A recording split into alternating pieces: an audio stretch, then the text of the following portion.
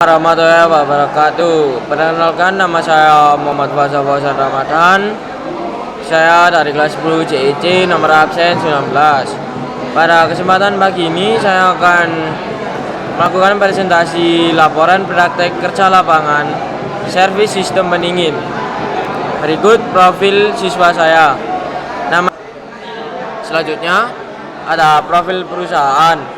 Nama perusahaan Chandra Kaki-Kaki, alamat perusahaan di Jalan Ki Ageng Grebek nomor 36 sampai 39, Lesan Puro, Kecamatan Kedung Kadang, Kota Malang, Jawa Timur.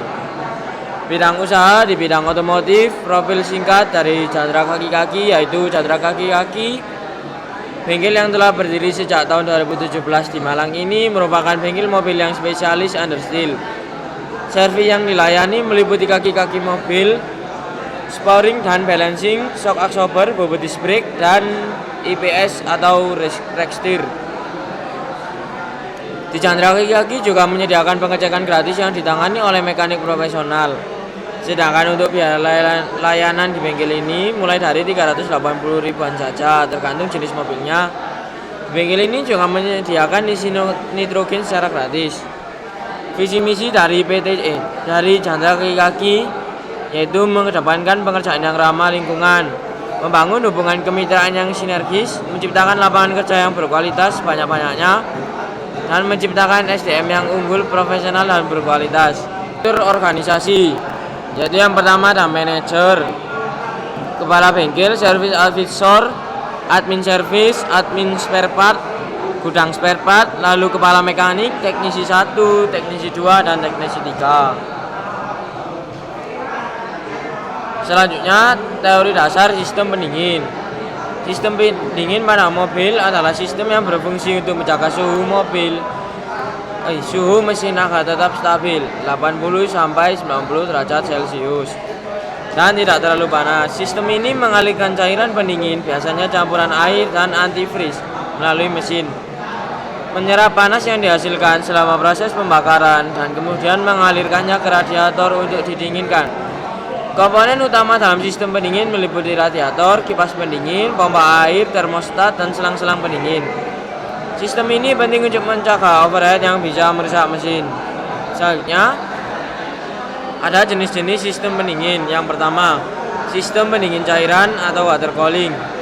Ini adalah sistem pendingin yang paling umum digunakan pada mobil. Sistem ini menggunakan cairan pendingin, biasanya campuran air dan antifreeze yang beredar melalui mesin dan radiator untuk menyerap dan mengalirkan panas dari mesin ke udara. Selanjutnya, nomor 2 yaitu sistem pendingin udara atau air cooling system. Pada sistem ini, udara yang mengalirkan melalui kisi-kisi mesin digunakan untuk menghilangkan panas. Biasanya digunakan pada mesin dengan ukuran kecil seperti sepeda motor atau mobil-mobil tertentu yang tidak membutuhkan pendingin cairan. Mesin ini dilengkapi dengan sirip-sirip pendingin untuk meningkatkan efisiensi penyerapan panas. Selanjutnya nomor 3 ada sistem pendingin oli atau air water cooling system. Sistem ini menggabungkan pendingin udara dan cairan. Mesin ini menggunakan aliran udara untuk mendinginkan beberapa bagian mesin. Sedangkan cairan pendingin digunakan pada bagian yang lebih membutuhkan pendinginan insentif seperti di sekitar silinder atau kepala silinder. Selanjutnya yang keempat ada sistem pendingin radial atau radial cooling system.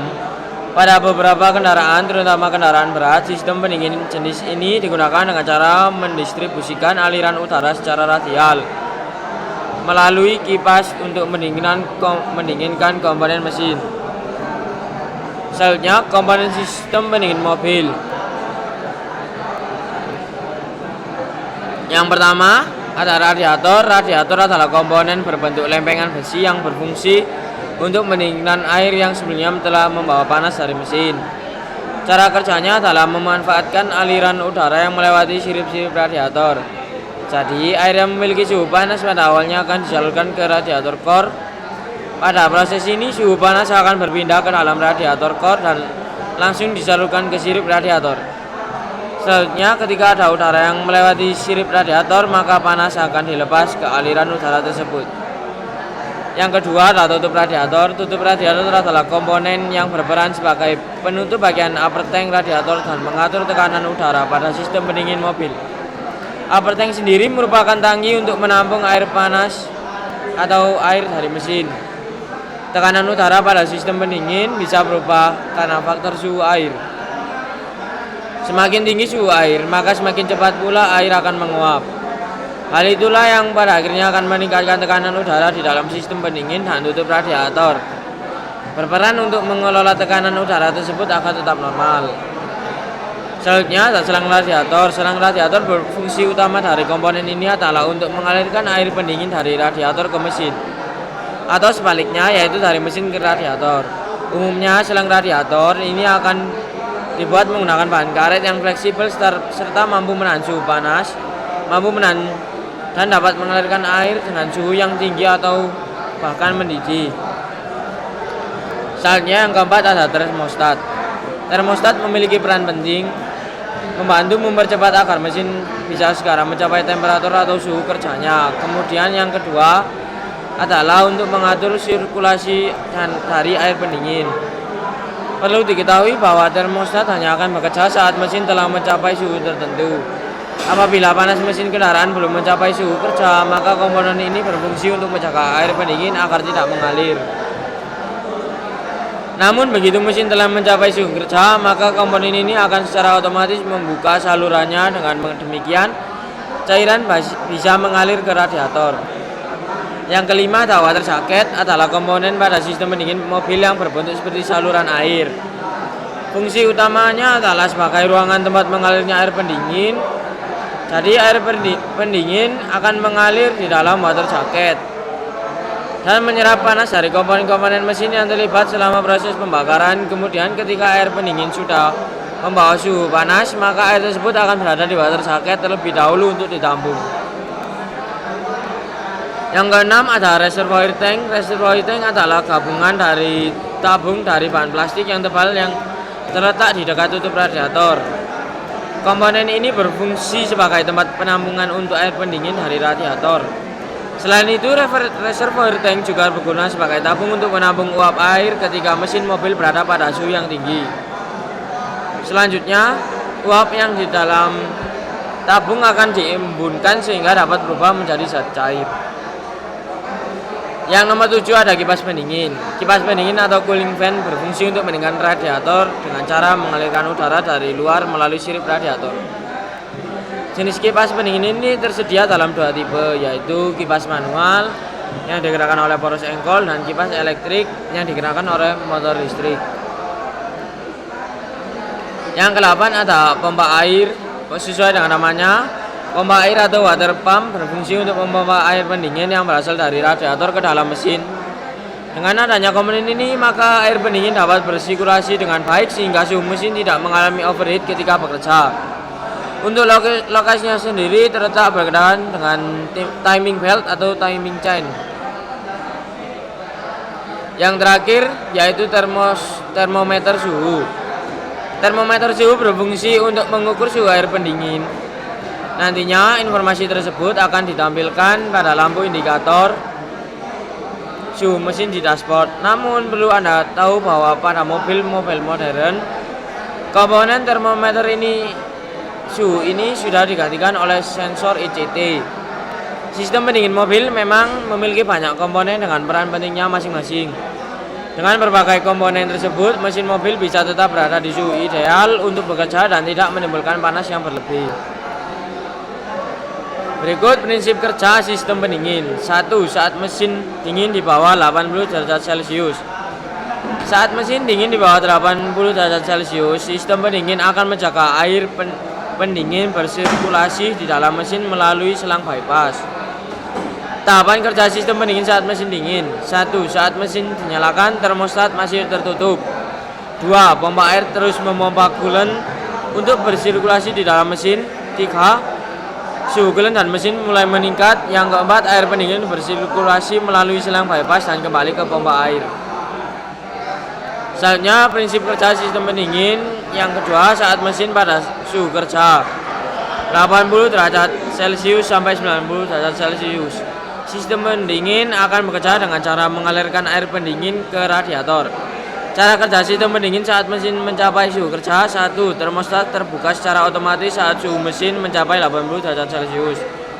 Yang kedua, air pendingin mengalir ke radiator. Yang ketiga, air radiator menyerap panas berlebih dari mesin. Yang keempat, air radiator kembali ke radiator. Yang kelima, kipas radiator melepaskan panas dari pendingin ke udara.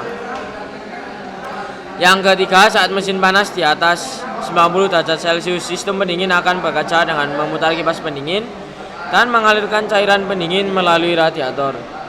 Cara kerja kipas pendingin. 1. Kipas pendingin akan berputar secara otomatis ketika suhu mesin di atas 90 derajat Celcius.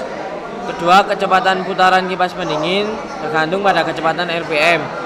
Yang keempat, kipas pendingin atau berhenti berputar secara otomatis jika kondisi mesin kembali pada suhu 80 sampai 90 derajat Celcius. Selanjutnya ada langkah pembongkaran sistem pendingin tergantung pada jenis sistem pendingin yang akan dibongkar. Berikut beberapa langkah umum yang dapat dilakukan. 1. Pastikan mesin dalam keadaan dingin. 2. Kendorkan valve drain pada dasar radiator. Yang ketiga, keluarkan mesin media pendingin. Yang keempat, lepas tali kopling, kipas, kopling fluida, dan puli pompa. Berikut alat yang dibutuhkan untuk bongkar sistem pendingin. Yang pertama ada kunci shock, yang kedua kunci ring, yang ketiga senter, yang keempat kunci pas, yang kelima kunci T, yang keenam tang kombinasi, yang ketujuh obeng, yang ke-8 pressure gauge radiator. Langkah kerja pembongkaran. Kuras coolant dengan cara letakkan wadah di bawah radiator, buka tutup radiator dan baut pembuangan, lalu biarkan cairan keluar lepas pendingin. Lepas klem dan tarik selang, buka baut dan angkat radiator seperti pada gambar. Lepas termostat, lepas water pump. Langkah pemeriksaan. Memeriksa tekanan radiator menggunakan radiator cup tester. Lepas tutup radiator dari leher radiator. Hati-hati saat melepas tutup radiator, di mana tutup radiator tak boleh dilepas saat mesin dalam kondisi panas. Sebaiknya tunggu hingga kondisi mesin dingin. Memilih adaptor yang sesuai dengan ukuran tutup radiator, lalu pasang tutup radiator ke radiator tester. Menekan pompa hingga tekanan melebihi spesifikasi tekanan yang ada di tutup radiator. Anda perlu memperhatikan saat tekanan melebihi spesifikasi, maka relief valve nantinya terbuka. Memperhatikan jarum menunjukkan manometer apakah ada penurunan tekanan atau tidak saat relief valve terbuka. Bila terjadi penurunan tekanan lalu tekanan berhenti di spesifikasi tekanan tutup radiator, maka dipastikan kondisi relief valve masih bagus. Untuk melepas, Anda dapat mengurangi tekanan terlebih dahulu, yaitu dengan menekan release valve di radiator test. Memeriksa kebocoran pada radiator menggunakan radiator test. Lalu lepaskan tutup radiator. Pasang radiator test ke lubang tutup radiator. Pompa radiator tester hingga mencapai tekanan yang disarankan. Amati pengukur tekanan. Jika jarum penunjuk tekanan turun, berarti ada kebocoran dalam sistem. Periksa sambungan-sambungan di sistem pendingin apakah ada rembesan air pendingin. Jika terjadi kebocoran, segera lakukan perbaikan. Memeriksa selang radiator. 1. Pastikan mesin dalam kondisi baik. 2. Buka kap mesin. 3. Periksa selang radiator secara visual. 4. Perhatikan apakah ada retakan, kebocoran, atau selang yang mengembang. 5. Tekan atau jepit selang untuk memperlebar retakan sehingga mudah terlihat. 6. Rasakan titik-titik lemah yang juga menunjukkan kerusakan internal. 7. Gunakan senter dan cermin untuk melihat bagian bawah atau belakang selang. Yang ke-8, periksa apakah ada genangan cairan. Yang ke-9, periksa apakah ada bau gas coolant. Selanjutnya, memeriksa kondisi sirip radiator. 1. Periksa kebersihan sirip radiator. 2. Pastikan tidak ada kerusakan pada sirip radiator seperti benturan batu atau kerikil. Yang ketiga, periksa apakah ada karat yang mulai muncul. Selanjutnya, memeriksa jumlah air radiator pada reservoir tank. Yang pertama, buka kap mesin. 2. Buka tutup tangki cadangan air radiator. 3. Periksa ketinggian air radiator. Dan 4. Pastikan air radiator berada di antara batas minimum dan maksimum. Yang keempat, langkah perakitan pemasangan radiator. 1. Pasang radiator di tempat yang disediakan di bagian depan mesin. 2. Kencangkan baut dudukan radiator agar kokoh. Pastikan posisi radiator tidak terganggu oleh komponen lain. Yang selanjutnya, perakitan pemasangan radiator. Sambungan selang atas dari radiator ke mesin. 2. Sambungan selang bawah dari radiator ke pompa air. Yang ketiga, gunakan lem untuk mengencangkan sambungan agar tidak ada kebocoran. Selanjutnya, pemasangan termostat. 1. Pasang termostat di dalam rumah termostat yang terhubung dengan mesin dan selang radiator. Yang kedua, pastikan posisi termostat benar. Pasang reservoir tabung cadangan di tempat yang sudah disediakan. Hubungkan selang dari radiator ke reservoir pemasangan kipas air pendingin. Yang selanjutnya adalah pemasangan kipas mekanis. Jika menggunakan kipas mekanis, pasang kipas pada puli pompa air dan kencangkan baut pengisian kolan. Yang selanjutnya ada pengisian kolan. 1. Tuangkan kolan ke radiator hingga penuh. Isi juga reservoir hingga batas maksimum. Yang selanjutnya ada pembersihan alat kerja dan tempat kerja. Bersihkan kunci pas dari kotoran. Yang kedua, bersihkan obeng dari kotoran. Yang ketiga, bersihkan palu dari kotoran. Yang keempat, bersihkan mesin bor dari kotoran. Lalu periksa dan ganti oli mesin jika perlu. Yang kelima, bersihkan mesin gerinda dari kotoran. Lalu periksa dan ganti baterai jika perlu. Yang keenam, bersihkan mesin pres dari kotoran. Lalu periksa dan ganti oli mesin jika perlu. Yang ketujuh, bersihkan kompresor angin dari kotoran. Lalu periksa dan ganti oli kompresor jika perlu. Yang ke-8, bersihkan alat ukur tekanan. Lalu periksa dan kalibrasi alat jika perlu. Yang 9, bersihkan alat scan mobil. Lalu periksa dan perbarui software alat jika perlu. Yang ke-10, bersihkan area kerja dengan menyapu dan mengepel agar tidak ada sisa kotoran. Berikut lampiran jadwal peralatan berkala. Selanjutnya, kesimpulan yang dapat setelah melakukan PKL di Chandra Kaki-Kaki. Setelah melakukan praktik kerja lapangan atau PKL di Chandra Kaki-Kaki, penulis memperoleh banyak pengalaman dan pengetahuan yang tidak didapatkan selama berada di bangku sekolah. Selama kegiatan PKL, menulis dapat memahami secara langsung proses kerja di dunia industri, juga dapat belajar mengenai kedisiplinan kerjasama tim dan tanggung jawab. Secara keseluruhan, pelaksanaan PKL di Chandra Kaki-Kaki berjalan dengan lancar dan bisa memberikan banyak manfaat bagi pengembangan kompetensi di bidang otomotif dan mendapatkan pengalaman jika suatu saat penulis dapat bekerja di bengkel otomotif. Yang terakhir ada kriteria yang bisa saya presentasikan pada pagi ini. Jika ada salah kata, saya mohon maaf. Terima kasih dan wassalamualaikum warahmatullahi wabarakatuh.